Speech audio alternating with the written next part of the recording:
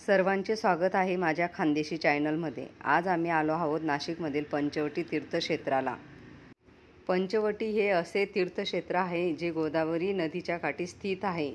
नाशिक पंचवटीला येण्यासाठी तुम्ही रेल्वे किंवा बसने पण येऊ शकतात। आलो आहोत नाशिकच्या पंचवटी ठिकाणी। नाशिक हे शहर रामायणाला जोडलेले धार्मिक तीर्थक्षेत्र आहे। नाशिक हे ते शहर आहे जिथे रामायणाचा दुसरा अध्याय चालू झाला होता। या ठिकाणी भगवान राम आपल्या वनवासाच्या दरम्यान पंचवटी येथे वास्तव्य करीत होते। गोदावरी नदी नाशिकच्या त्र्यंबकेश्वर येथून उगम पावते। त्र्यंबकेश्वर शिव मंदिर त्र्यंबक येथे स्थित आहे।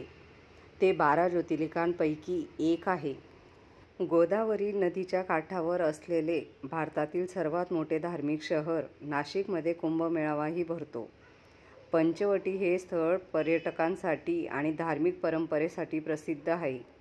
पंचवटी हे तेच ठिकाण आहे जिथे सीतेचे अपहरण झाले होते।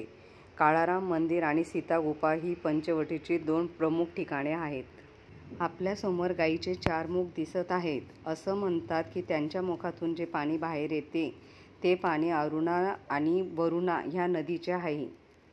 असे म्हटले जाते की गोदावरी नदी, अरुणा नदी, वरुणा नदी यांचा त्रिवेदी संगम इथे आहे। देशभरातून अनेक भाविक धार्मिक विधीसाठी नाशिक पंचवटी येथे येतात। नाशिक शहर हे धार्मिक शहर म्हणून ओळखले जाते। रामकुंडावर अस्थी विसर्जनही केले जातात। आता आम्ही जात आहोत कपालेश्वर महादेव मंदिरात।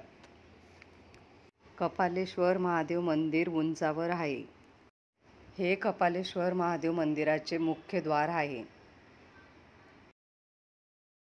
आता आम्ही मुख्य द्वाराकडून मंदिराकडे जात आहोत।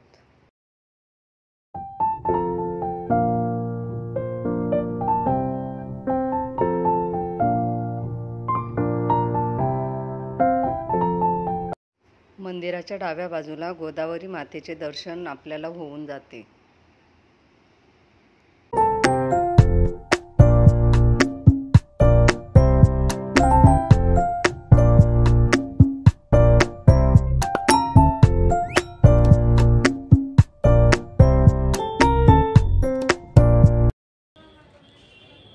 आपण आलो आहोत कपालेश्वर महादेव मंदिरात।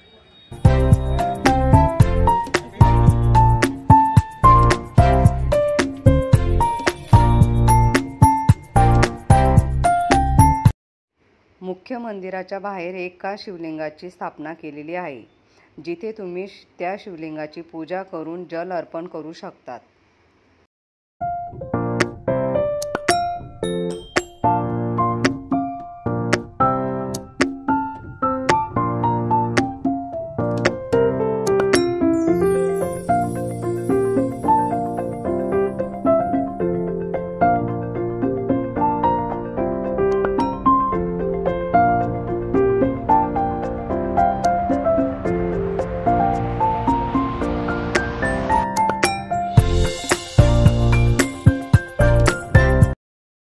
मंदिराच्या आतमध्ये येऊन कपालेश्वर महादेवांचे दर्शन झाले।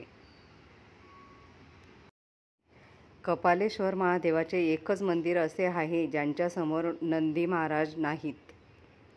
असे म्हटले जाते की कपालेश्वर महादेव मंदिर ब्रह्मा, विष्णू, महेश यांच्या योगदानाने बनवलेले आहे।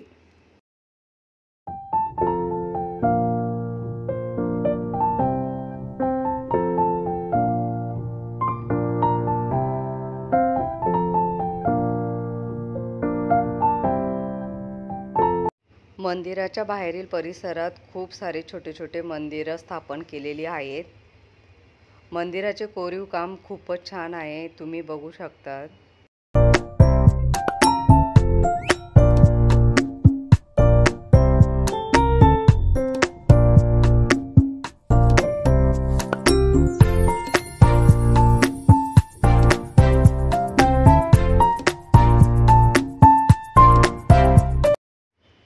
कपालेश्वर महादेव मंदिराच्या बाजूला लक्ष्मीनारायण मंदिर आहे। आता आपण लक्ष्मीनारायण मंदिरात आलेलो आहोत।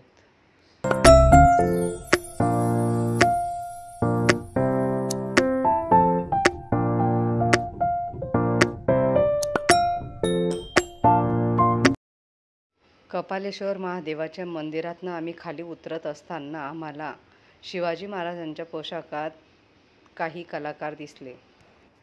आता आम्ही जात आहोत स्वयंभू अर्धनारेश्वर मंदिरात.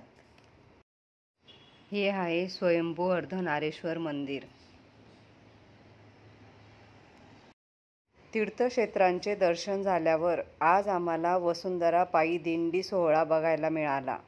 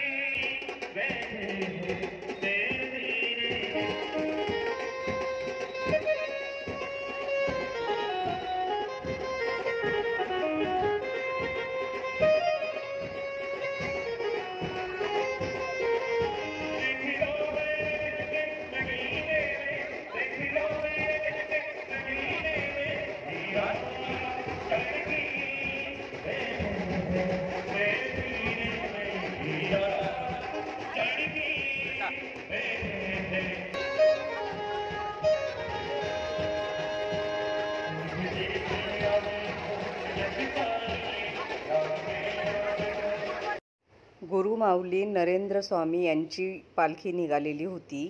खूप सारे भक्तजन या पायी दिंडीला सामील झालेले होते.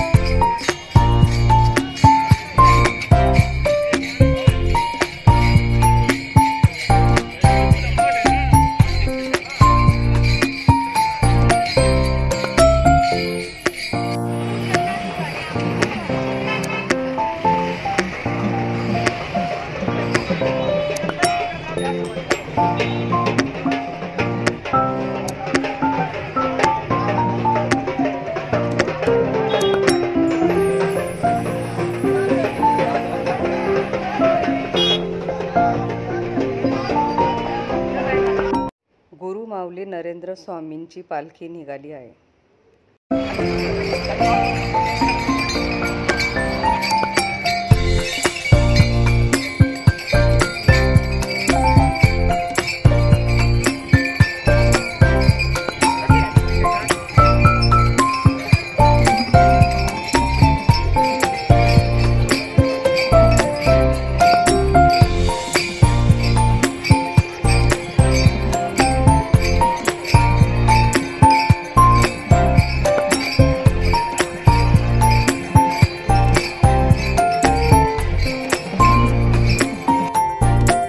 नाशिक पंचवटी येथे सीतागुफा, काळाराम मंदिर, कपालेश्वर मंदिर, नीलकंठेश्वर गोराराम मंदिर, मुरलीधर मंदिर, तिलभांडेश्वर मंदिर, बालाजी मंदिर, विठ्ठल मंदिर, पाताळेश्वर मंदिर, नैरो शंकर मंदिर, रामकुंड, कार्तिकी स्वामी मंदिर, दुतोंडी मारुती, काथ्या मारुती मंदिर, पंचमुखी हनुमान, भद्रकाली मंदिर ही सर्व मंदिरे पंचवटी परिसरात आजूबाजूलाच आहेत.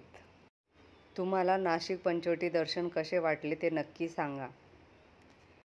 माझ्या चॅनलला सर्वांनी लाईक करा, शेअर करा, सबस्क्राईब करा.